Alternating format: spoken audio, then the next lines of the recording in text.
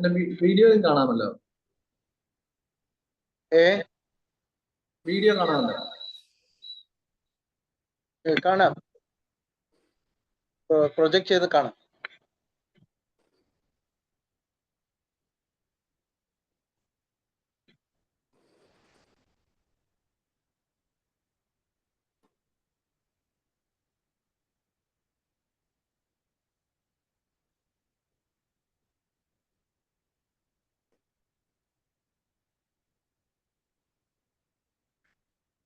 Okay, praise Lord.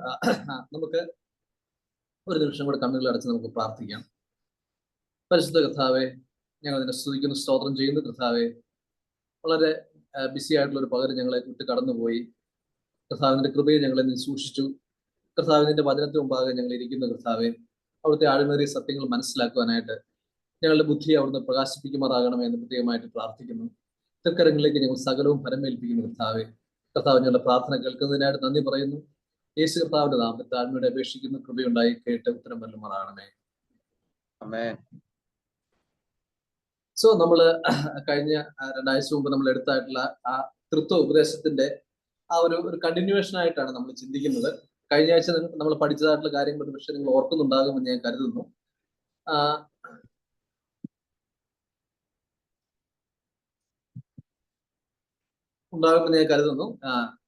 Anyways നമ്മൾ അതിലെ കുറച്ചുകൂടി ഡീപ്പായിട്ട് ഒന്ന് മനസ്സിലാക്കാനായിട്ട് ശ്രമിക്കാം.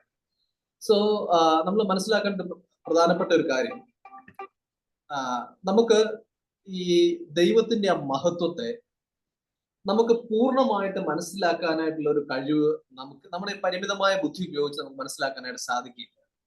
സോ നിങ്ങൾ ആ സ്ക്രീനിൽ കാണുന്ന പോലെ നമ്മുടെ ആ ഹ്യൂമൻ റീസണിൽ അല്ലെങ്കിൽ നമ്മുടെ ആ ഹ്യൂമൻ മൈൻഡിൽ മനസ്സിലാക്കാൻ പറ്റുന്ന ഒരാളാണ് ദൈവമെങ്കിൽ നമുക്ക് അങ്ങനെയുള്ള ഒരു ദൈവത്തിന് നമ്മെ രക്ഷിക്കാനായിട്ട് സാധിക്കുകയില്ല എന്നുള്ളതാണ് നമ്മൾ പ്രധാനമായിട്ട് മനസ്സിലാക്കുന്നത്.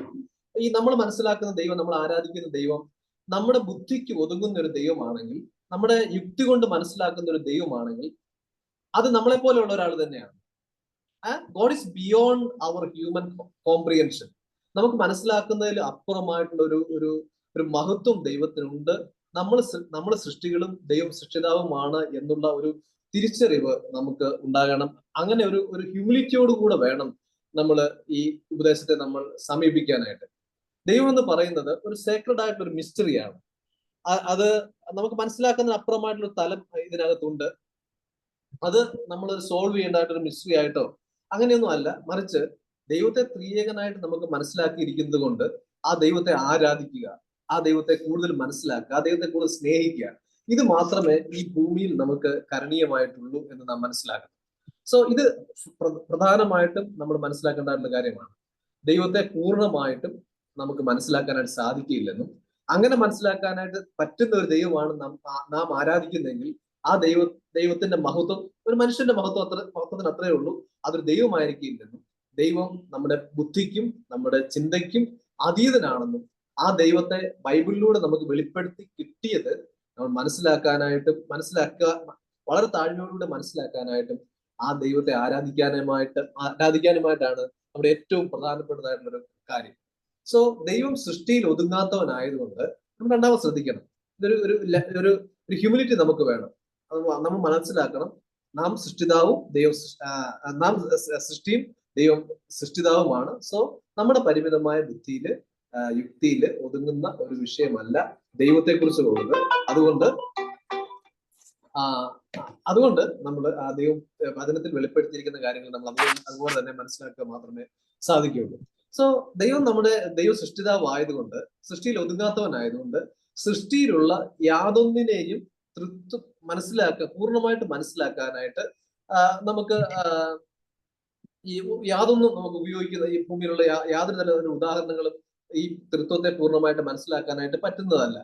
ഫോർ എക്സാമ്പിൾ, സാധാരണ ഉപയോഗിക്കാറുള്ള ഒരു വാക്കാണ് വെള്ളത്തിന്റെ പല അവസ്ഥകൾ, വാതകമായിട്ടും അതുപോലെ തന്നെ ഐസായിട്ടും വെറും ലിക്വിഡായിട്ടും ഒക്കെ നമ്മൾ മനസ്സിലാക്കുന്നുണ്ട് ഒരു വെള്ളം തന്നെ. എന്നാൽ അതിനും ആ ഉദാഹരണത്തിന് ചില പരിമിതികളുണ്ട്. സോ അത് നമ്മൾ മനസ്സിലാക്കണം. അതുപോലെ തന്നെ ഒരു ചെടിയുടെ റൂട്ടായിട്ടും അതുപോലെ തന്നെ ട്രങ്ക് ആയിട്ടും അല്ലെങ്കിൽ ബ്രാഞ്ചസ് ആയിട്ടും ഒക്കെ ആളുകൾ ട്രിനിറ്റിയെ മനസ്സിലാക്കുന്നുണ്ട്. പക്ഷെ അതൊന്നും ഈ ട്രിനിറ്റി എന്നുള്ള ആ മർമ്മത്തെ പൂർണ്ണമായിട്ട് മനസ്സിലാക്കാൻ പറ്റുന്ന തരത്തിലുള്ള ഉദാഹരണങ്ങൾ അല്ല എന്ന് മനസ്സിലാക്കണം.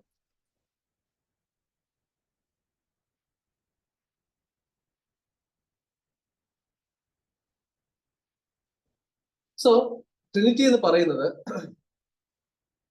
മിസ്റ്ററി ഓഫ് ദ ട്രിനിറ്റി എന്ന് പറയുന്നത്, നമ്മൾ രണ്ട് കാര്യങ്ങളാണ് പറഞ്ഞത്. ദൈവം നമ്മുടെ ബുദ്ധിക്ക് അതീതനാണെന്നും ദൈവത്തെ നമ്മുടെ പരിമിതമായ ബുദ്ധി കൊണ്ട് മനസ്സിലാക്കാൻ പറ്റത്തില്ല എന്നും നമ്മൾ ആദ്യമേ ഒരു തിരിച്ചറിവ് നമുക്കുണ്ടാകണം. ഒരു എളിമ, നമുക്ക് ദൈവത്തെ ആ ഒരു ഹ്യൂമിലിറ്റി നമുക്കുണ്ടാകണം. രണ്ട്, ഭൂമിയിലുള്ള ഒരു ഉദാഹരണങ്ങൾ കൊണ്ടും പൂർണ്ണമായിട്ടും ആ തൃത്വം എന്നുള്ള ആ മർമ്മത്തെ, ഡിവൈൻ മിസ്റ്ററിയെ എക്സ്പ്ലെയിൻ ചെയ്യാനായിട്ട് സാധിക്കില്ല എന്നുള്ള ഒരു ലിമിറ്റേഷൻ നമ്മുടെ മുമ്പിലുണ്ട് എന്ന് ഒന്ന് മനസ്സിലാക്കിക്കൊണ്ട് നമ്മൾ വേണം ഈ വിഷയത്തെ സമീപിക്കാനായിട്ട്. സോ ട്രിനിറ്റി എന്ന് പറയുന്നത് ഒരു ഡിവൈൻ മിസ്റ്ററിയാണ്. ദൈവത്തിന്റെ ഒരു ദൈവികമായിട്ടുള്ള ഒരു മർമ്മമാണ്. നമുക്ക് ഈ മർമ്മം വെളിപ്പെടുത്തി കിട്ടിയത് ദൈവം നമുക്ക് ഒരുക്കിയ ആ രക്ഷാ പദ്ധതി എന്നെ കാലാനുസൃതമായി പ്രോഗ്രസീവായിട്ട് റിവീൽ ചെയ്ത് വന്നതിലൂടെ നാം മനസ്സിലാക്കിയതാണ് ദൈവം വർക്ക് ചെയ്യുന്നത് 3 വ്യക്തിത്വങ്ങളായിട്ടാണ് എന്ന് നാം മനസ്സിലാക്കി. വേദപുസ്തകത്തിലൂടെ നാം മനസ്സിലാക്കുകയും മനസ്സിലാക്കിയ ആ കാര്യങ്ങൾക്ക് നാം വിളിക്കുന്ന പേരാണ് ട്രിനിറ്റി. ഈ രക്ഷാ പദ്ധതിയുടെ ആ ഫ്രെയിംവർക്കിൽ നാം കർത്താവിനെ, ട്രിനിറ്റിയെ മനസ്സിലാക്കുമ്പോൾ പിതാവായ ദൈവത്തിന് പ്രത്യേകമായിട്ടുള്ള റോളുണ്ട്, പുത്രന് പ്രത്യേകമായിട്ടുള്ള റോളുണ്ട്. അതുപോലെ തന്നെ പരിശുദ്ധാത്മാവിനും ഈ നമ്മുടെ രക്ഷാ പദ്ധതിയിൽ, അതായത് നമുക്ക് രക്ഷ സാധ്യമാക്കുന്ന ആ പ്രവൃത്തിയിൽ സ്പെസിഫിക് ആയിട്ടുള്ള റോളുണ്ട്. പിതാവിനെ കുറിച്ച് മനസ്സിലാക്കുന്നത്, രക്ഷാ പദ്ധതി പ്ലാൻ ചെയ്യുന്നത്, architect of our salvation is the father. അതായത് പിതാവാണ് ഈ രക്ഷയുടെ ആ ഒരു പദ്ധതി ഒരുക്കിയത്. എന്നാൽ പുത്രനായിട്ടുള്ള ദൈവത്തെ കുറിച്ച് നാം മനസ്സിലാക്കുമ്പോൾ ആ പദ്ധതി എക്സിക്യൂട്ട് ചെയ്തത്, അതെങ്ങനെയായി ഭൂമിയിൽ നിറവേറ്റിയത്, ആ റോള് വഹിച്ചത് പുത്രനാണ്. എന്നാൽ പരിശുദ്ധാത്മാവ് ഇന്നത്തെ ഈ കാലഘട്ടത്തില് ഈ പിതാവ് ഒരുക്കിയ, പുത്രനിലൂടെ നിർവഹിച്ച ആ രക്ഷാ പദ്ധതി നമുക്ക് മനസ്സിലാക്കി തരാനായിട്ടും നമുക്കത് പൂർത്തീകരിക്കാനായിട്ടും നമ്മുടെ ഇടയിൽ വർക്ക് ചെയ്യുന്നു. സോ ഇങ്ങനെ നമ്മുടെ ഈ രക്ഷയുടെ ഒരു ഫ്രെയിംവർക്കിൽ, ആ രക്ഷയുടെ ഒരു വീക്ഷണകോണിൽ വേണം നാം ട്രിനിറ്റിയെ മനസ്സിലാക്കാനായിട്ട്. ഞാൻ ഒന്നുകൂടെ പറയാം, പിതാവായ ദൈവത്തിന്റെ റോളുണ്ട്, ട്രിനിറ്റിയിൽ നമ്മെ രക്ഷിക്കുന്നതിന് പ്രത്യേകമായിട്ട് റോളുണ്ട്, പുത്രന് പ്രത്യേകമായിട്ട് റോളുണ്ട്, പരിശുദ്ധാത്മാവിന് പ്രത്യേകമായിട്ടുള്ള റോളുണ്ട്. So one God in 3 persons working in perfect unity for our salvation. So ഇതൊരു ദൈവികമായിട്ടുള്ള ഒരു മർമ്മമാണ്.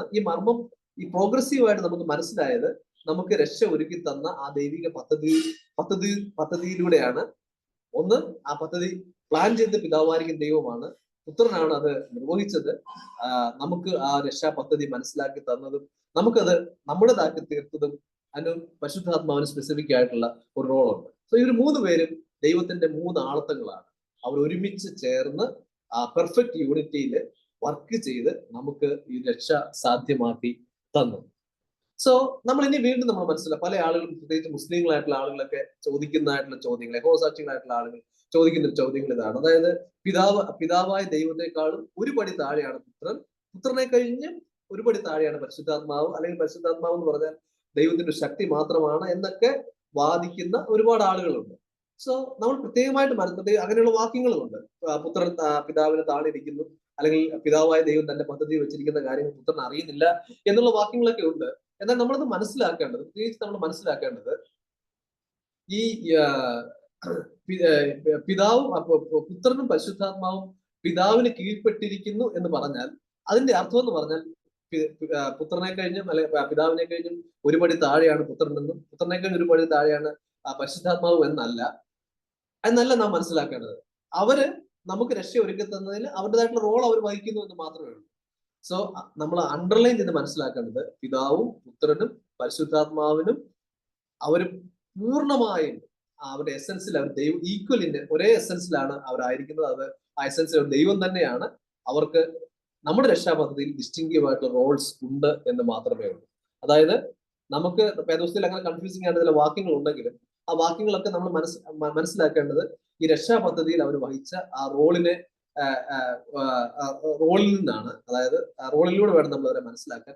പിതാവായ ദൈവം ഈ രക്ഷാപദ്ധതിയുടെ നമുക്കായിട്ട് ഒരുക്കി, നമ്മൾ എന്ത് ചെയ്തു, പുത്രൻ അത് നിർവഹിച്ചു തന്നു, പരിശുദ്ധാത്മാവ് അത് നമുക്കിന്ന് help us to experience that salvation. അങ്ങനെ ഈ അവരുടെ 3 റോളുകളിലും അവര് 3ആയിട്ട് വർക്ക് ചെയ്യുന്നതുകൊണ്ട് നമുക്ക് ചില വാക്യങ്ങളിലൂടെ ഒക്കെ ഒന്ന് വായിക്കുമ്പോൾ നമുക്ക് തോന്നിപ്പോകും എന്താണ് അവര് ഒരു പടി താഴെയാണ്, പുത്രന്റെ പിതാവിനെ കഴിഞ്ഞ് ഒരു പടി താഴെയാണ് ഇവർക്ക് തോന്നിപ്പോകും. ബട്ട് അങ്ങനെയല്ല, മറിച്ച് അവർ ഒരേപോലെ തന്നെ അവരുടെ എസൻസില് ഒരേപോലെ തന്നെ equally they are God, but roles are different. And then വളരെ മനോഹരമായിട്ടുള്ള ഒരു വേദഭാഗമാണ് ഈ ഉൽപ്പത്തി പുസ്തകം 18-ാമത്തെ അധ്യായം. പല ആളുകളും ചോദിക്കാറുണ്ട്, പ്രത്യേകിച്ച് പല ആളുകളും ചോദിക്കാറുള്ള ഒരു ചോദ്യമാണ് ഈ പഴയ നിയമത്തിൽ ദൈവം 3 ആളത്വങ്ങളിൽ വെളിപ്പെട്ടോ? നമ്മൾ അതിന് സാധാരണ കൊടുക്കാറുള്ള ഒരു മറുപടി ഉൽപ്പത്തി പുസ്തകത്തിന്റെ 1-ാമത്തെ അധ്യായത്തിൽ നമ്മൾ കഴിഞ്ഞ ക്ലാസ്സിൽ ഡിസ്കസ് ചെയ്തതാണ്. 1-ാമത്തെ അധ്യായത്തിൽ വരുവിൻ, നമുക്ക് നമ്മുടെ സാദൃശ്യത്തിൽ മനുഷ്യനെ ഉണ്ടാക്കാമെന്നൊക്കെ പറയുന്ന ആ വാക്യങ്ങളുണ്ട്. ആ വാക്യത്തിൽ ഒരുപക്ഷെ അവർ തിരിച്ചു ചോദിക്കുന്ന ചോദ്യം ഒരുപക്ഷെ അത് ദൈവം ദൂതന്മാരോട് പറഞ്ഞതായി കൂടെ എന്ന് ചോദിക്കുന്ന ഒരു ആർഗ്യുമെന്റ് ഉണ്ട്. എന്നാൽ നമുക്ക് അൺഡിനേബിൾ ആയിട്ടുള്ള ഒരു വേദഭാഗമാണ് ഈ ഉൽപ്പത്തി പുസ്തകം അതിന്റെ 18-ാമത്തെ അധ്യായം. നിങ്ങൾ ബൈബിൾ ഉണ്ടെങ്കിൽ ആ വാക്യം ഉൽപ്പത്തി പുസ്തകം അതിന്റെ 18-ാമത്തെ അധ്യായം ഒന്ന് തുറന്ന് നമുക്കൊന്ന് വായിക്കാം. ആ വായിക്കുമ്പോൾ വളരെ മനോഹരമായിട്ടുള്ള വളരെ ഹൃദയസ്പർശിയായിട്ടുള്ള ഒരു വേദഭാഗമാണ് ഉൽപ്പത്തി പുസ്തകം അതിന്റെ 18-ാമത്തെ അധ്യായത്തിൽ അബ്രഹാമിന് ദൈവം മേമ്രയുടെ തോപ്പിൽ പ്രത്യക്ഷനാകുന്നതായിട്ടുള്ള ആ കാര്യം. സോ അവിടെ നാം വായിക്കുന്നത് ഇങ്ങനെ നാം നോക്കണം, നിങ്ങൾ പ്രത്യേകിച്ച് ഒന്ന് ശ്രദ്ധിച്ച് വായിക്കുന്നതായിട്ടുള്ള ഒരു ഭാഗമാണത്. 18-ാമത്തെ അധ്യായത്തിന്റെ 1-ാമത്തെ വാക്യം ഞാൻ വായിക്കും. അനന്തരം യഹോവ അവന് മേമ്രയുടെ തോപ്പിൽ വെച്ച് പ്രത്യക്ഷനായി. നോക്കണം, യഹോവ അബ്രഹാമിന് മേമ്രയുടെ തോപ്പിൽ വെച്ച് പ്രത്യക്ഷനായി. ആൻഡ് ദെൻ എപ്പോഴെങ്ങനെ അത് നിങ്ങൾ ശ്രദ്ധിക്കണം. വെയിൽ ഉറച്ചപ്പോൾ അവൻ കൂടാരവാതിൽ ഇരിക്കുകയായിരുന്നു. അബ്രഹാം കൂടാരവാതിൽ ഇരിക്കുകയായിരുന്നു. അവൻ തലപൊക്കി നോക്കിയാറെ 3 പുരുഷന്മാർ അവന്റെ നേരെ നിൽക്കുന്നത് കണ്ടു. യഹോവ അബ്രഹാമിന് പ്രത്യക്ഷനായത് എങ്ങനെയാണ്? അബ്രഹാം കാണുന്നത് 3 ആയിട്ടാണ്. 3 പുരുഷന്മാർ അവൻ തന്റെ നേരെ നിൽക്കുന്നത് കണ്ടു. അവരെ കണ്ടപ്പോൾ അവൻ കൂടാരവാതിക്കൽ നിന്ന് അവരെ എതിരേൽപ്പാൻ ഓടിച്ചെന്ന് നിലം വരെ കുനിഞ്ഞു. നോക്കണം, അവർ പ്ലൂറാലിറ്റിയാണ് കാണുന്നത്. അവര് നിലം വരെ കുനിഞ്ഞു എന്ന് പറഞ്ഞാൽ അവരെ വർഷിപ്പ് ചെയ്യുന്ന രീതിയിൽ, അവരെ ആദരിക്കുന്ന രീതിയിൽ അവൻ പെരുമാറി. അബ്രഹാം പറയുന്നതാണ്, യജമാനനെ എന്നോട് കൃപയുണ്ടെങ്കിൽ അടിയനെ കടന്നു പോകരുത്. അസാരം വെള്ളം കൊണ്ടുവന്ന് നിങ്ങളുടെ കാലുകളെ കഴുകട്ടെ, വൃക്ഷത്തിന് കീഴിൽ ഇരിപ്പിൻ, ഞാൻ ഒരു മുറി അപ്പം കൊണ്ടുവരാം, വിശപ്പടക്കിയിട്ട് നിങ്ങൾക്ക് പോകാം, ഇതിനായിട്ടല്ലോ നിങ്ങൾ അടിയന്റെ അടുക്കൽ കയറി വന്നത് എന്ന് പറഞ്ഞു. നീ പറഞ്ഞതുപോലെ ആകട്ടെ എന്ന് അവർ പറഞ്ഞു. അബ്രഹാം നീ എന്നാണ് വിളിക്കുന്നത്, യജമാനെ എന്നാണ് വിളിക്കുന്നത്. പക്ഷെ അവർ പറയുന്നത് നീ പറയുന്ന പോലെ ആകട്ടെ. അബ്രഹാം ബന്ധപ്പെട്ട് കൂടാരത്തിൽ സാറയുടെ അടുക്കൽ ചെന്ന് നീ ക്ഷണത്തിൽ 3 ഇടങ്ങളിൽ മാവെടുത്ത് കുഴച്ച് അപ്പം ഉണ്ടാക്കുക എന്ന് പറഞ്ഞു. അബ്രഹാം പശുക്കൂട്ടത്തിൽ നിന്ന് ഓടിച്ചെന്ന് ഇളയതും നല്ലതുമായ ഒരു കാളക്കുട്ടിയെ പിടിച്ച് ബാല്യക്കാരന്റെ പക്കൽ കൊടുത്തു. അവൻ അതിനെ ക്ഷണത്തിൽ പാകം ചെയ്തു. പിന്നെ വെണ്ണയും പാലും താൻ പാകം ചെയ്ത കാളക്കുട്ടിയെയും കൊണ്ടുവന്ന് അവരുടെ മുമ്പിൽ വെച്ചു. അവരുടെ അടുക്കൽ വൃക്ഷത്തിന് കീഴിൽ ശുശ്രൂഷിച്ച് വന്നു. ഭക്ഷണം കഴിച്ചു. അവർ അവനോട് നിന്റെ ഭാര്യ സാറ എവിടെ എന്ന് ചോദിച്ചു. നോക്കണം, ദൈവത്തിന്റെ ആ ഒരു റിലേഷൻഷിപ്പാണ് നമ്മളിവിടെ കാണുന്നത്. വളരെ വളരെ ഹാർട്ട് ടച്ചിങ് ആയിട്ടുള്ള ഭാഗമാണ്. എന്ന് ചോദിച്ചു. കൂടാരത്തിൽ ഉണ്ട് എന്ന് അവൻ പറഞ്ഞു. 1 ആണ്ട് കഴിഞ്ഞിട്ട് ഞാൻ നിന്റെ അടുക്കൽ വരും, അപ്പോൾ നിന്റെ ഭാര്യ സാറയ്ക്ക് ഒരു മകൻ ഉണ്ടാകും എന്ന് അവൻ പറഞ്ഞു. 3 പേര് ആണ് അവൻ പറഞ്ഞു. സാറ കൂടാരവാതിക്കൽ അവന്റെ അടുത്ത് കേട്ടുകൊണ്ട് നിന്നു. എന്നാൽ അബ്രഹാമും സാറയും വയസ്സ് എന്ന് വൃദ്ധനായിരുന്നു. സ്ത്രീകൾക്കുള്ള പതിവ് സാറയ്ക്ക് നിന്ന് പോയിരുന്നു. അതുകൊണ്ട് സാറ ഉള്ളുകൊണ്ട് ചിരിച്ചു.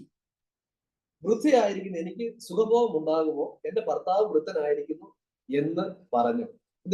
ഇത് കാണുന്നത് അബ്രഹാം ഈ സാറ കൂടാരത്തിനകത്ത് നിന്നിട്ടാണ് ചിന്തിക്കുന്നത്, ചിരിക്കുന്നത്, ഈ ഹൃദയത്തിൽ സംസാരിക്കുന്നത്.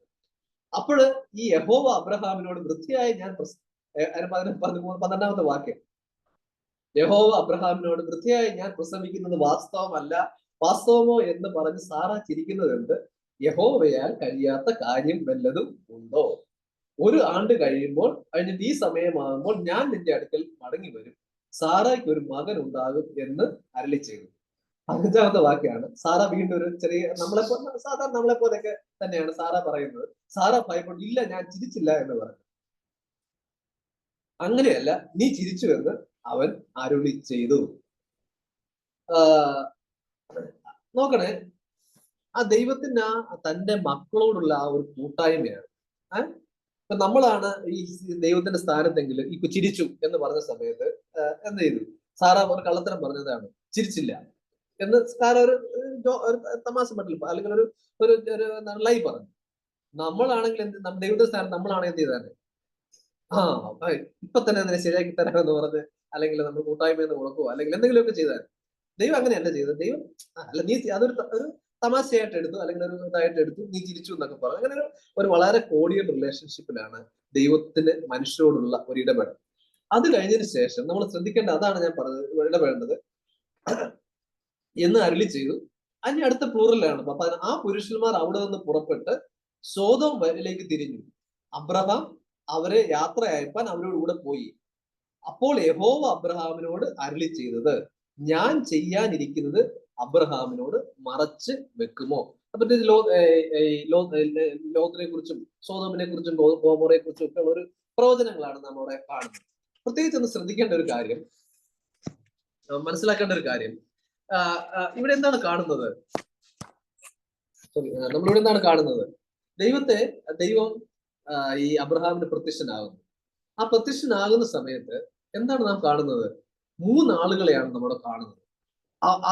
ഈ 3 ആളുകളും ഒരുമിച്ച് ചേർന്നാണ് അബ്രഹാമിന്റെ വീട്ടിൽ ചെല്ലുന്നതും അബ്രഹാമിനോട് സംസാരിക്കുന്നതും അബ്രഹാമിനെ അനുഗ്രഹിക്കുന്നതും അബ്രഹാമിനോട് ഭാവി കാര്യങ്ങളെ കുറിച്ചൊക്കെ പ്രതിപാദിക്കുന്നു. പക്ഷെങ്കിൽ ഇവരോട് ഈ 3 പുരുഷന്മാരെയും ചേർത്ത് ബൈബിളിൽ എഴുതിയിരിക്കുന്ന യഹോവ അരുളി ചെയ്തു എന്നുള്ളതാണ്. സോ ദ പ്ലൂറാലിറ്റി ഇൻ ഗോഡ്ഹെഡ്, ആ ദൈവത്തിന്റെ ആ ഒരു ബഹുത്വം, 3 ആളത്വങ്ങൾ ഈ പഴയ നിയമത്തിൽ ഈ വേദഭാഗത്ത് വളരെ ക്ലിയർ ആയിട്ട് നമുക്ക് മനസ്സിലാക്കാനായിട്ട് കഴിയും.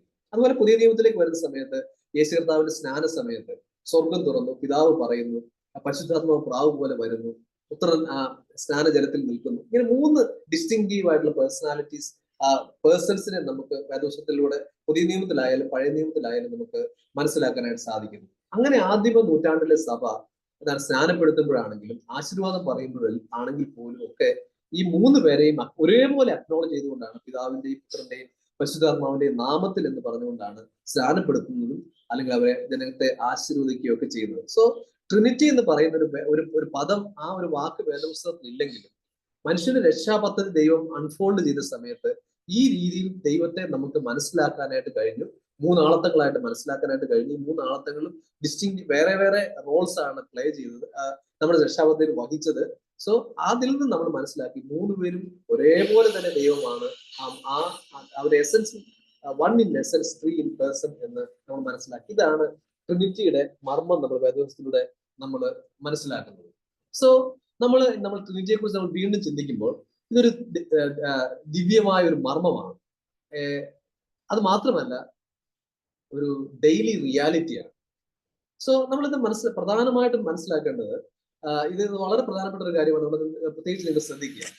ഇതൊരു ഉപദേശമെന്ന് മാത്രമല്ല, ഉപദേശത്തെക്കാളൊക്കെ ഉപരിയായിട്ട് നമ്മൾ ട്രിനിറ്റിയെ നമ്മൾ മനസ്സിലാക്കിയാൽ, ഞാൻ കഴിഞ്ഞ ആഴ്ച പറഞ്ഞ റെപ്രസെന്റും റീപ്രസെന്റും പറഞ്ഞു, ട്രിനിറ്റി നമ്മൾ ശരിയായിട്ട് മനസ്സിലാക്കിയാൽ ആ ഒരു ട്രിനിറ്റി ഫങ്ഷൻ പ്രവർത്തിക്കുന്നത് പോലെ തന്നെ നമ്മുടെ ആ ദൈനംദിന ജീവിതത്തിലും നമ്മുടെ റിലേഷൻഷിപ്പിലും ഒക്കെ നമ്മൾ മുന്നേറിയാൽ നമ്മുടെ വളരെ സുഗമമായിട്ട് നമ്മുടെ ബന്ധങ്ങൾ നമ്മൾ ഭൂമിയിൽ മുമ്പോട്ട് കൊണ്ടുപോകാനായിട്ട് സാധിക്കും. നമ്മൾ മനസ്സിലാക്കേണ്ട പ്രധാനപ്പെട്ട ഒരു കാര്യം, ദൈവം എന്ന് പറഞ്ഞാൽ നമ്മൾ അകന്നിരിക്കുന്ന ഒരു വ്യക്തിയല്ല, മറിച്ച് നമ്മോട് ചേർന്ന് ജീവിക്കാൻ ആഗ്രഹിക്കുന്നതായിട്ടുള്ള ഒരു വ്യക്തിയാണ്. അബ്രഹാമിന്റെ ആ നെറേറ്റീവ് നമ്മൾ കണ്ടു. നമ്മുടെ വിഷമങ്ങളിൽ, നമ്മുടെ സങ്കടങ്ങളിൽ നമ്മോടൊപ്പം ഇറങ്ങി വരുന്ന, നമ്മെ സ്നേഹിക്കുന്ന, നമ്മെ മനസ്സിലാക്കുന്ന, നമ്മെ സ്നേഹിക്കുന്ന, ചേർത്ത് പിടിക്കുന്ന ഒരു ആളത്വമായിട്ടാണ് ദൈവത്തെ നമ്മൾ മനസ്സിലാക്കുന്നത്. നമ്മൾ അബ്രഹാമിനോട് ചോദിക്കുന്ന ഒരു കാര്യമുണ്ട്, യഹോവയ്ക്ക് കഴിയാത്ത കാര്യം വല്ലതും ഉണ്ടോ? ഒരു കാര്യവും അസാധ്യമല്ല. അത്രമാത്രം സർവശക്തനാണ്. ആ ശക്തനായ ദൈവം നമ്മെ ചേർത്ത് പിടിക്കുന്നു. ആ ദൈവത്തിന്റെ സ്വഭാവം നമ്മിലൂടെ വെളിപ്പെടുത്താനായിട്ട് ദൈവം നമ്മിലൂടെ ആഗ്രഹിക്കുന്നു. സോ ട്രിനിറ്റി എന്ന് പറയുന്നത് വളരെ ഒരു മർമ്മമാണെങ്കിലും അത് നമ്മുടെ ദൈനംദിന ജീവിതത്തിൽ നമ്മൾ വെളിപ്പെടുമ്പോൾ വളരെ സ്വീറ്റ് ആയിട്ടുള്ള ഒരു അനുഭവമായിട്ട് അത് മാറും. പിതാവിന് നമ്മൾ ഡിസ്റ്റിങ്റ്റീവ് ആയിട്ടുള്ള റോൾസിനെ കുറിച്ച് നമ്മൾ മനസ്സിലാക്കുമ്പോൾ നമ്മൾ പ്രധാനപ്പെട്ടതായിട്ടുള്ള വാക്യമാണ് ജോൺ 3:16. നമുക്കറിയാവുന്ന വാക്യങ്ങളാണ്. നമ്മൾ എന്താണ് ഞാനത് പറയേണ്ട കാര്യമില്ലല്ലോ. സോ ഫാദറിന്റെ റോൾ എന്തായിരുന്നു വെച്ചാൽ സോഴ്സ് ആൻഡ് സസ്റ്റെയിനർ ഓഫ് എന്നാണ് നമ്മൾ മനസ്സിലാക്കുന്നത്. അതായത് നമുക്കുള്ള രക്ഷാ പദ്ധതി പിതാവായ ദൈവം ഒരുക്കി, ആൻഡ് തന്റെ പുത്രനെ അയച്ചു, ആ രക്ഷ സാധ്യമാക്കി, നമ്മെ തന്റെ മക്കളാക്കി, പ്രിയ മക്കളാക്കി തീർത്തു. പിതാവായ ദൈവം നമുക്ക് പുതിയൊരു ഐഡന്റിറ്റി നൽകി, ഒരു സുരക്ഷിതത്വ ബോധം നൽകി, നമുക്ക് ജീവിതത്തിന്റെ ഒരു ലക്ഷ്യവും ഒരു ഒരു പർപ്പസും ദൈവം നൽകി. സോ അത് മാത്രമല്ല, പിതാവായ ദൈവത്തിന്റെ ആ കരുതലിലും ആ ഡയറക്ഷനിലും നാം ഓരോ ദിവസവും നമ്മൾ ജീവിക്കുന്നത്. So the father God is the source and sustainer of our life. Second, son, പുത്രനായ ദൈവം, അവൻ നമ്മുടെ രക്ഷിതാവ് മാത്രമല്ല, അവൻ നമ്മുടെ എക്സാമ്പിൾ ആണ്. നമുക്ക് ആ കർത്താവിന്റെ പാത പിന്തുടരാനായിട്ട് ഒരു മാതൃകയാണ് നമ്മുടെ യേശു കർത്താവ് എന്ന് പറയുന്നത്. ദൈവമായിരുന്നെങ്കിലും എന്ത് ചെയ്തു? ഒരു ജഡാവതാരം ചെയ്തു, നമുക്ക് വേണ്ടിയിട്ട് മരിച്ചു. എങ്ങനെയാണ് ഈ ലോകത്തിൽ ദൈവത്തെ പ്രസാദിപ്പിച്ചുകൊണ്ട് ജീവിക്കേണ്ടത് എന്നുള്ളതിനൊരു നല്ലൊരു മാതൃക യേശു കർത്താവ് നമുക്ക് കാണിച്ചു തന്നു. സോ ആ യേശു കർത്താവിനെയാണ് നാം ഓരോ ദിവസവും പിൻപറ്റുന്നത്. വളരെ അനുസരണത്തോടും എളിമയോടും സ്നേഹത്തോടും കൂടി നാം പിൻപറ്റുന്നത്. സോ നമ്മള് യേശു കർത്താവ് നമ്മുടെ രക്ഷകനായിട്ട്, നമ്മുടെ സുഹൃത്തായിട്ട്, നമ്മുടെ കർത്താവായിട്ട് നമ്മോടൊപ്പം നടക്കുന്നു. ഇതാണ് ഈ യേശു കർത്താവിനെ കുറിച്ച് നാം മനസ്സിലാക്കുന്നത്. പിതാവ് പ്ലാൻ ചെയ്തു, നമ്മെ ചേർത്ത് പിടിച്ചു, നമ്മെ പ്രിയ മക്കളാക്കി വിളിച്ചു, നമുക്ക് പുതിയൊരു ഐഡന്റിറ്റി നൽകി. യേശു കർത്താവ് ദൈവത്തെ പ്രസാദിപ്പിച്ചുകൊണ്ട് എങ്ങനെ ലോകത്തിൽ ജീവിക്കാം എന്നുള്ള ഉത്തമ ഒരു മാതൃക നമുക്ക് കാണിച്ചു തന്നു. ആ യേശു കർത്താവ് നമ്മോടൊപ്പം ഒരു രക്ഷകനായി, ഒരു സുഹൃത്തായി, നമ്മുടെ ഒരു കർത്താവായി ഇന്ന് നമ്മോടൊപ്പം നടക്കുന്നു. മൂന്നാമത്, പരിശുദ്ധാത്മാവിനെ കുറിച്ച് നമ്മൾ നോക്കുക. പരിശുദ്ധാത്മാവിനെ കുറിച്ച് നാം മനസ്സിലാക്കുന്നത് അവർ നമ്മുടെ ഹെൽപ്പറാണ്, നമ്മുടെ ഗൈഡാണ്. ആ ദൈവത്തിന്റെ സ്നേഹം പരിശുദ്ധാത്മാവിനാൽ നമ്മുടെ ഹൃദയങ്ങളിൽ പകർന്നിരിക്കുന്നു. പരിശുദ്ധാത്മാവ് നമ്മുടെ ഉള്ളിൽ വസിക്കുന്നു, അവൻ നമ്മെ ശക്തീകരിക്കുന്നു. ആ ദൈവത്തിന്റെ വചനം നമുക്ക് ഓരോ ദിവസവും വളരെ പ്രത്യേകമായ രീതിയിൽ അനുഭവിക്കാനായിട്ട് കഴിയുന്നു. നമ്മെ പ്രാർത്ഥിക്കാനായിട്ട് നമ്മെ സഹായിക്കുന്നു. നമ്മൾ തെറ്റ് ചെയ്യുമ്പോൾ, ദൈവത്തിന് അകന്നു പോകുമ്പോൾ നമ്മൾ പാപത്തെക്കുറിച്ച് ബോധ്യം നൽകുന്നു. അത് മാത്രമല്ല, ആ ആത്മീയ ഫലങ്ങൾ നമ്മൾ കായ്ക്കാനായിട്ട് പരിശുദ്ധാത്മാവ് നമ്മെ സഹായിക്കുന്നു. സോ നമ്മൾ ആ പരിശുദ്ധാത്മാവിൽ ആശ്രയിച്ച്, ഓരോ ദിവസവും ആശ്രയിച്ച് പരിശുദ്ധാത്മാവിൽ ശക്തി പ്രാപിച്ച് ജീവിക്കുമ്പോഴാണ് നമുക്കൊരു വാസ്തവമായ രൂപാന്തരം നമ്മുടെ ജീവിതത്തിൽ ഉണ്ടാകുന്നത്. സോ നമ്മൾ ഈ ട്രിനിറ്റിയിൽ ഞാൻ ഒന്നുകൂടെ പറയാം, അത് വളരെ പ്രധാനപ്പെട്ടതായിട്ടൊരു കാര്യമാണ്. സോ ട്രിനിറ്റി എന്ന് പറയുന്നത് ഒരു ഡിവൈൻ മിസ്റ്ററി ആണെങ്കിൽ പോലും നമ്മുടെ ദൈനംദിന ജീവിതത്തിൽ നാം അനുഭവിച്ചറിയേണ്ടതായിട്ടുള്ള ഒരു യാഥാർത്ഥ്യമായിട്ട് നാം ട്രിനിറ്റിയെ മനസ്സിലാക്കണം. വിശ്വസിക്കാൻ മാത്രമല്ല, നമ്മുടെ പ്രായോഗികമായ ജീവിതത്തിൽ നമുക്ക് ഉൾക്കൊള്ളാനായിട്ട് നമുക്ക് കഴിയണം. ദൈവം പ്രധാനമായിട്ട് മനസ്സിലാക്കി, ദൈവം നാം അകന്നിരിക്കുന്ന ഒരു ദൈവമല്ല, നമ്മോടൊപ്പം നടക്കുന്ന, നമ്മെ ചേർത്ത് പിടിക്കുന്ന ഒരു ദൈവം. പിതാവിനെ കുറിച്ച് നാം കണ്ടു എന്താണ്? നമ്മുടെ രക്ഷാ പദ്ധതി പ്ലാൻ ചെയ്ത് നമ്മെ തന്റെ പ്രിയ മക്കൾ എന്ന് വിളിക്കുന്ന ഒരു ദൈവം. നമുക്ക് പുതിയൊരു ഐഡന്റിറ്റി, പുതിയൊരു സെക്യൂരിറ്റി, പുതിയൊരു പർപ്പസ് നൽകുന്ന ഒരു പിതാവ്. നമ്മൾ ഓരോ ദിവസവും ആ പിതാവിന്റെ കരുതലിലും ആ ഡയറക്ഷൻ അനുസരിച്ചുമാണ് ജീവിക്കുന്നത്. പുത്രനായ ദൈവത്തെ കുറിച്ച് നാം കാണുമ്പോൾ നമ്മുടെ ഫ്രണ്ടാണ്, നമ്മുടെ സേവിയറാണ്, നമ്മുടെ കർത്താവാണ് എന്നും അത് മാത്രമല്ല, അതിനപ്പുറമായിട്ട് എന്താണ് നാം അനുഗമിക്കാനായിട്ട് ഒരു നല്ലൊരു മാതൃക യേശു കർത്താവ് വെച്ചിരിക്കുന്നു. നാം അവനെ അനുസരണയോടെ, ലാളിത്യത്തോടെ, ഹ്യൂമിലിറ്റിയോടെ, സ്നേഹത്തോടെ നമ്മൾ പിൻപറ്റുക. പരിശുദ്ധാത്മാവിനെ കുറിച്ച് നാം കാണുമ്പോൾ പരിശുദ്ധാത്മാവ് ദൈവം നമ്മുടെ ഹൃദയത്തിൽ വസിക്കുന്നു. നമ്മൾ ശക്തി കുറയുമ്പോൾ നമ്മളെ ശക്തി പകരുന്നു. നമുക്ക് ക്ഷീണിക്കുമ്പോൾ തന്റെ വചനത്തിലൂടെ നമ്മെ ഉറപ്പിക്കുന്നു, നമ്മെ പ്രാർത്ഥിക്കാനായിട്ട് സഹായിക്കുന്നു. നമ്മെ എന്താണ് നമ്മൾ തെറ്റ് ചെയ്യുമ്പോൾ നമ്മളെ കൺവിക്റ്റ് ചെയ്യുന്നു. അതിലൊക്കെ ഉപരിയായിട്ട് സ്നേഹം, സന്തോഷം, സമാധാനം, ദീർഘക്ഷമ, പരോപകാരം, വിശ്വസ്തത, ദയ, ഇന്ദ്രിജയം തുടങ്ങിയ പല ടേസ്റ്റുള്ള ഫ്രൂട്ട് പുറപ്പെടുവിക്കാനായിട്ട് ദൈവം ഈ പരിശുദ്ധാത്മാവ് നമ്മെ സഹായിക്കുന്നു. സോ അതുകൊണ്ട് we need to rely him daily. നമ്മൾ ആ പരിശുദ്ധാത്മാവിൽ ദൈവത്തെ കൂടുതൽ ആശ്രയിക്കുകയും നമ്മുടെ ശക്തിക്കായിട്ട് ആശ്രയിക്കുകയും നമ്മുടെ ജീവിത രൂപാന്തരത്തിന് നമ്മൾ കൂടുതൽ ശ്രമിക്കുകയും ചെയ്യണം. നമ്മൾ ഇനി ഈ സ്ലൈഡ് വളരെ നമ്മൾ മനസ്സിലാക്കേണ്ട ഒരു കാര്യമാണ്. ഞാൻ കണ്ടല്ലോ, ഈ നമ്മൾ ട്രിനിറ്റിയെ കുറിച്ച് നമ്മൾ കണ്ടല്ലോ. ട്രിനിറ്റി എന്ന് പറയുമ്പോൾ നമ്മൾ ആ ട്രിനിറ്റി എന്നുള്ള ആ ദൈവം ഈ ഭൂമിയിൽ വെളിപ്പെട്ട ആ ത്രിയേകനായ ദൈവം വെളിപ്പെട്ടല്ലോ. ആ ത്രിത്വമാണ് നമ്മുടെ വിശ്വാസത്തെ രൂപപ്പെടുത്തേണ്ടത്, നമ്മുടെ ആരാധനയെ രൂപപ്പെടുത്തേണ്ടത്, നമ്മുടെ ബന്ധങ്ങളെ ഷെയ്പ്പ് ചെയ്യേണ്ടത്. അൾട്ടിമേറ്റ്, അത് ആത്യന്തികമായിട്ടുള്ള നമ്മുടെ മാതൃക നമ്മുടെ ബന്ധങ്ങൾ കെട്ടിപ്പണിയുന്നതിലാകട്ടെ, നമ്മുടെ സഭയിൽ ജീവിക്കുന്നതിലാകട്ടെ, കുടുംബജീവിതത്തിലാകട്ടെ, നമ്മുടെ വർക്ക് പ്ലേസിലാകട്ടെ, ആത്യന്തികമായിട്ട് നാം നാം നാം പിൻപറ്റേണ്ടത് അല്ലെങ്കിൽ നമ്മിലൂടെ വെളിപ്പെടേണ്ടത് തൃത്വം എങ്ങനെയാണോ ഫങ്ഷൻ ചെയ്തത് ആ ഒരു ഒരു ഒരു ഒരു ഒരു മോഡ് ഓഫ് ആ ഒരു രീതിയിലാണ് നമ്മൾ വർക്ക് ചെയ്യുമ്പോൾ നമ്മുടെ ജീവിതം ദൈവാനുരൂപമായി അല്ലെങ്കിൽ റീപ്രസെന്റ് ചെയ്യാനായിട്ട് നമ്മെ സഹായിക്കുന്നു. ഞാൻ കഴിഞ്ഞ ആഴ്ച പറഞ്ഞ കാര്യങ്ങളാണ് ഒന്നുകൂടെ ഞാൻ പറയാനായിട്ട് ആഗ്രഹിക്കുന്നു. ട്രിനിറ്റി എന്ന് പറഞ്ഞ പെർഫെക്റ്റ് ഫെലോഷിപ്പ്. സഭയാകട്ടെ, നമ്മുടെ കുടുംബമാകട്ടെ, ട്രിനിറ്റി റീപ്രസെന്റ് ചെയ്യുമ്പോൾ നമ്മൾ മനസ്സിലാക്കും perfect fellowship. Each person of the Trinity shares in the life of the other too. They are not isolated being, but a living fellowship. God is love, eternally shared between. ആ ദൈവത്തിന്റെ സ്നേഹം നിത്യമായി പിതാവിലും പുത്രനിലും പരിശുദ്ധാത്മാവിലും ഒരുപോലെ പങ്കുവെച്ചുകൊണ്ടാണ് ഇരിക്കുന്നത്. സോ നമ്മൾ ഒരു കുടുംബജീവിതത്തിലായെങ്കിൽ പോലും ഒരു ഐസൊലേറ്റഡ് ആയിട്ട് ജീവിക്കാനായിട്ടല്ല, ഒറ്റപ്പെട്ട് ജീവിക്കാനായിട്ടല്ല, അല്ലെങ്കിൽ പ്രത്യേകിച്ച് ഒരു സഭയാണെങ്കിൽ ആയിക്കോട്ടെ, സഭ ഒറ്റപ്പെട്ട് ജീവിക്കാനായിട്ടല്ല നമ്മളെ കുറിച്ച് ആഗ്രഹിക്കുന്നത്. മറിച്ച് ഒരു എന്താണ് ഉള്ളത് പങ്കുവെച്ചുകൊണ്ട് ഷെയർ ചെയ്തുകൊണ്ട് ജീവിക്കാനായിട്ടാണ്. ആരെങ്കിലും ഇപ്പോൾ ഒരാൾക്ക് ഒരു പ്രയാസം ഉണ്ടായിക്കഴിഞ്ഞാൽ ഞാൻ സഭ വിട്ട് പോവുമല്ല, അല്ലെങ്കിൽ ഞാൻ ഇറങ്ങി പോവുമല്ല ചെയ്യേണ്ടത്. മറിച്ച് ഒരുമിച്ച് നിൽക്കുക, പരസ്പരം എന്ത് ചെയ്യുക, താങ്ങുക, ഉള്ളത് നമ്മുടെ നമുക്ക് ഷെയർ ചെയ്യുക. ഷെയർ ചെയ്യുന്നത് നമ്മുടെ പ്രയാസങ്ങളാകട്ടെ, ഭാരങ്ങളാകട്ടെ, അല്ലെങ്കിൽ നമുക്കുള്ളത് സമ്പത്താകട്ടെ, സന്തോഷമാകട്ടെ, സങ്കടങ്ങളാകട്ടെ, പരസ്പരം ഷെയർ ചെയ്യുക. അതാണ് ആ ഫെലോഷിപ്പിന്റെ മാധുര്യം എന്ന് പറയുന്നത്. നമ്മൾ ആ ദൈവപുത്രനെ ഭൂമിയിലേക്ക് അയച്ചു. ദൈവത്തിന്റെ ആ വേദന, കർത്താവിന്റെ ക്രൂശ് മരണത്തിന്റെ ആ വേദന പുത്രൻ മാത്രമല്ല അനുഭവിച്ചത്, മറിച്ച് പിതാവും പരിശുദ്ധാത്മാവും ഒരുപോലെ അനുഭവിച്ചു. കാരണം അവർക്ക് ഇൻസെപ്പറബിൾ, അവർക്ക് വേർതിരിക്കാനാവാത്ത ഒരു ബന്ധം അവർ മൂന്ന് പേരും തമ്മിലുണ്ട്. സോ ട്രിനിറ്റി എന്ന് പറയുന്നത് ഒരു പെർഫെക്റ്റ് ആയിട്ടുള്ള ഒരു ഫെലോഷിപ്പ് ആണ്. ഇത് നമ്മുടെ കുടുംബജീവിതത്തിൽ നമ്മൾ മാതൃകയാക്കണം. ഒറ്റപ്പെട്ട് മാറി മാറി നിൽക്കുക എന്നുള്ളതല്ല, മറിച്ച് പരസ്പര സഹകരണത്തിലും ബന്ധത്തിലും സ്നേഹത്തിലും മുൻപോട്ട് പോവുക എന്നുള്ളതാണ് നമുക്ക് ഏറ്റവും ഉത്തമമായിട്ടുള്ള കാര്യം. മാത്രമല്ല, ദ നേച്ചർ ഓഫ് ട്രിനിറ്റി നമ്മൾ മനസ്സിലാക്കണം. ട്രിനിറ്റിയുടെ നേച്ചർ എന്ന് പറയുന്നത് ഒരു ഫെലോഷിപ്പ് ആണ്, ഞാൻ കണ്ടു. അത് മാത്രമല്ല, മ്യൂച്വൽ ആയിട്ടുള്ള റെസ്പെക്ട്. പിതാവ് പുത്രനെ ബഹുമാനിക്കുന്നു, പുത്രൻ പിതാവിനെ ബഹുമാനിക്കുന്നു, പിതാവും പുത്രനും പരിശുദ്ധാത്മാവിനെ ബഹുമാനിക്കുന്നു. അങ്ങനെ ഒരു മ്യൂച്വൽ ആയിട്ടുള്ള ഒരു respect. And then transparency in relationship. There is nothing divide between father, son and holy spirit. അവർ പരസ്പരം അവർ ചെയ്യുന്ന കാര്യങ്ങളെല്ലാം അറിയുന്നു.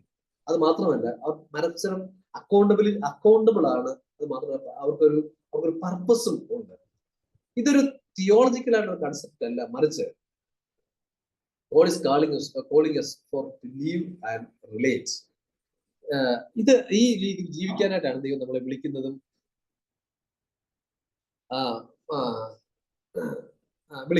നമ്മുടെ വിളിയും ആ രീതിയിലാണ്.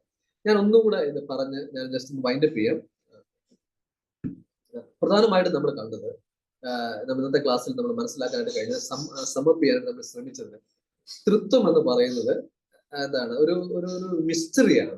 ദൈവത്തെ നമുക്ക് പൂർണ്ണമായിട്ട് മനസ്സിലാക്കാനായിട്ട് സാധിക്കില്ല. കാരണം നമുക്ക് പരിമിതിയുണ്ട്. ദൈവ സൃഷ്ടിതാവും നമ്മൾ സൃഷ്ടികളുമാണ്. നമ്മുടെ ബുദ്ധി ഉപയോഗിച്ച് മനസ്സിലാക്കാൻ പറ്റുന്ന ഒരാളാണ് ദൈവമെങ്കിൽ ആ ദൈവത്തെ നമ്മെ രക്ഷിക്കാനായിട്ട് സാധിക്കില്ല. നമ്മളും ദൈവം തമ്മിൽ വലിയ വ്യത്യാസമില്ല. നമുക്ക് ദൈവത്തെ God is beyond our human comprehension. അത് നമ്മൾ മനസ്സിലാക്കണം. പിന്നെ ദൈവം തന്നെ ആ ത്രിയേകനാണെന്ന് നമ്മൾ മനസ്സിലാക്കിയത് ദൈവത്തിന്റെ ആ രക്ഷാ പദ്ധതി സ്ലോലി അൺഫോൾഡ് ചെയ്തതിലൂടെയാണ്. പിതാവ് പ്ലാൻ ചെയ്തു, പുത്രൻ അത് എക്സിക്യൂട്ട് ചെയ്തു, പരിശുദ്ധാത്മാവ് അത് കംപ്ലീറ്റ് ചെയ്തു. നമ്മൾ എക്സ്പീരിയൻസ് ചെയ്യാൻ ദൈവം നമ്മെ സഹായിച്ചു. ഇത് നമ്മൾ ബൈബിളിലൂടെ ഉടനീളം നമ്മൾ വായിക്കുമ്പോൾ മനസ്സിലാക്കുമ്പോൾ നമുക്ക് മനസ്സിലാകും, ദൈവം ഒരാളാണെങ്കിലും 3 വ്യക്തിത്വങ്ങളായിട്ട് 3 ആളത്വങ്ങളായിട്ട് ഓപ്പറേറ്റ് ചെയ്യുന്നു. ഈ ട്രിനിറ്റി എന്നുള്ള വാക്ക് വ്യവസ്ഥയിൽ ഉണ്ടോ എന്ന് ചോദിച്ചാൽ ഇല്ല. എന്നാൽ ദൈവം ത്രിയേകനാണ് എന്ന് വെളിപ്പെട്ടതിന്റെ അനവധി ഉദാഹരണങ്ങൾ നമുക്ക് ബൈബിളിൽ കാണാനായിട്ട് സാധിക്കും. ഏറ്റവും മനോഹരമായിട്ടുള്ള ഒരു ഉദാഹരണമാണ് നമ്മൾ കണ്ട ഉൽപ്പത്തി പുസ്തകത്തിന്റെ ആ അധ്യായം. അബ്രഹാമിന് വെളിപ്പെട്ടു, മേമ്പറയുടെ തോപ്പിലിരിക്കുന്നു, യഹോവ പ്രത്യക്ഷനായി. 3 ആളുകളായിട്ടാണ് അവർ കണ്ടത്. അതിനുശേഷം അവർക്ക് ഭക്ഷണങ്ങൾ കൊടുക്കുന്നു, അതേ റിലേറ്റ് ചെയ്യുന്നു, ഫെലോഷിപ്പ് ഉണ്ടാകും. ഇത് ആ ഒരു 3 ആളത്തങ്ങൾ നമ്മൾ തുടർമാനമായിട്ട് നമ്മൾ വായിക്കുമ്പോൾ പല സ്ഥലങ്ങളിലും നമുക്ക് കാണാനായിട്ട് സാധിക്കും. പുതിയ നിയമത്തിൽ വരുമ്പോൾ യേശുവിന്റെ സ്നാനത്തിന്റെ സമയത്താണെങ്കിൽ പോലും, അതുപോലെ തന്നെ പുതിയ ആദ്യ നൂറ്റാണ്ടിലെ സഭയുടെ അനുഭവങ്ങളിൽ, പ്രത്യേകിച്ച് സ്നാനപ്പെടുത്തുമ്പോഴും അതുപോലെ തന്നെ ആശീർവാദം നൽകുമ്പോഴൊക്കെ ഈ ത്രിയേക ദൈവത്തിന്റെ നാമം അവർ ഉപയോഗിച്ചിരുന്നു എന്ന് നമുക്ക് മനസ്സിലാക്കാം. സോ നമ്മൾ നിന്നൊക്കെ നമ്മൾ മനസ്സിലാക്കുന്നത് ദൈവം എന്താണ്, ഏകനാണ്. എന്നാൽ ദൈവത്തിന് 3 ആളത്തങ്ങളുണ്ട്. അത് എന്ന് പറയുന്നൊരു മിസ്റ്ററിയാണ്. അത് വിശ്വസിക്കാൻ മാത്രമല്ല, ആ ദൈവത്തെ ത്രിയേകനായിട്ട് നമ്മൾ വർഷിപ്പ് ചെയ്യാൻ മാത്രമല്ല, അതിനേക്കാളൊക്കെ ഒരു പടി കൂടി കടന്ന് ദൈവത്തെ ഈ ത്രിത്വത്തെ ട്രിനിറ്റിയെ റെപ്രസെന്റ് ചെയ്യാൻ, ട്രിനിറ്റിയുടെ ആ സത്ത ഉൾക്കൊണ്ടുകൊണ്ട് നമ്മുടെ സഭയിൽ ജീവിച്ചാലും, നമ്മുടെ കുടുംബത്തിൽ ജീവിച്ചാലും, നമ്മുടെ വർക്ക് പ്ലേസിലായാലും, കോളേജിലായാലും, സ്കൂളിലായാലും, എവിടെയായാലും ആ ഒരു മാതൃകയിൽ ജീവിച്ചാൽ നമുക്ക് ഈ ഭൂമിയിൽ ദൈവത്തിന്റെ ആ ഒരു സ്വർഗീയമായ അനുഭവങ്ങൾ നമുക്ക് കൊണ്ടുവരാനായിട്ട് സാധിക്കും. പ്രത്യേകിച്ച് കുടുംബജീവിതത്തിലാകട്ടെ, സഭാജീവിതം, 2 കാര്യങ്ങൾ ഹൈലൈറ്റ് ചെയ്യാം. കുടുംബജീവിതത്തിലാകട്ടെ, നമ്മുടെ സഭാജീവിതത്തിലാകട്ടെ, ആ ട്രീറ്റ് ഫെലോഷിപ്പ് ആണ്. ഒന്നും മറച്ചു വെക്കാനായിട്ടില്ല. നമ്മുടെ husband, wife, children, fellowship, small unit.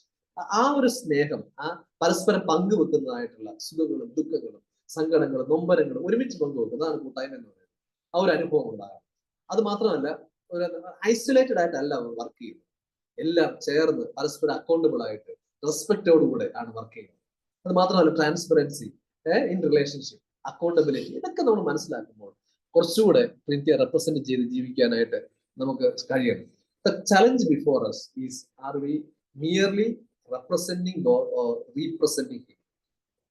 നമ്മുടെ ഇടപെടലുകളിലൂടെ എന്താണ് ദൈവത്തെ മറ്റുള്ളവർ കാണുന്നുണ്ടോ?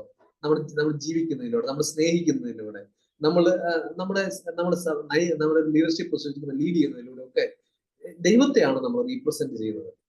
So the Trinity calls us to reflect the divine community in human relationships. So Trinitarian living, our model and vision. ഇത് നമ്മൾ ചിന്തിക്കേണ്ട ഒരു വിഷയമാണ്. To follow the Trinity's pattern means living in fellowship, not in isolation. അതാണ് ആദ്യമായി മനസ്സിലാക്കുന്നത്. ഒരു കൂട്ടായ്മയിൽ ബന്ധം ജീവിക്കുക, ഒറ്റപ്പെടാതെ കൂട്ടായ്മ ബന്ധം ജീവിക്കുക. 2, വാല്യൂയിങ് അതേഴ്സ് ഈക്വലി. നമ്മളെ കഴിഞ്ഞ് വിദ്യാഭ്യാസം ഉള്ളവരായിരിക്കാം, കുറഞ്ഞവരായിരിക്കാം, എല്ലാവരും ഒരുപോലെ കാണാനായിട്ട് നമുക്ക് കഴിയണം. ഡിഗ്നിറ്റി നമുക്ക് ആൾ കൊടുക്കാനായിട്ട് കഴിയണം. അത് മാത്രമല്ല, embracing the honest relationships and then holding one another accountable in love. Church and community became places where heaven touches the earth. ഇങ്ങനെ നമ്മൾ ജീവിക്കുമ്പോൾ സഭയായാലും നമ്മുടെ കുടുംബങ്ങളായാലും ഒരു സ്വർഗീയമായ അനുഭവത്തിൽ നമുക്ക് ജീവിക്കാനായിട്ട് കഴിയും. സോ ഞാൻ ഇതിവിടെ കൊണ്ട് നിർത്തുന്നു. ആർക്കും എന്തെങ്കിലും ക്വസ്റ്റ്യൻസ് ഉണ്ടെങ്കിൽ നമുക്ക് ചോദിക്കാം. അതിന് കഴിഞ്ഞ ശേഷം നമുക്ക് കൺക്ലൂഡ് ചെയ്യാം. Hello, brother Sujat. Thank you. Yes, brother. So, എനിക്ക് മലയാളത്തിൽ ഫ്ലുവന്റ് അല്ല പക്ഷേ, സോ ഇംഗ്ലീഷിൽ ട്രിനിറ്റി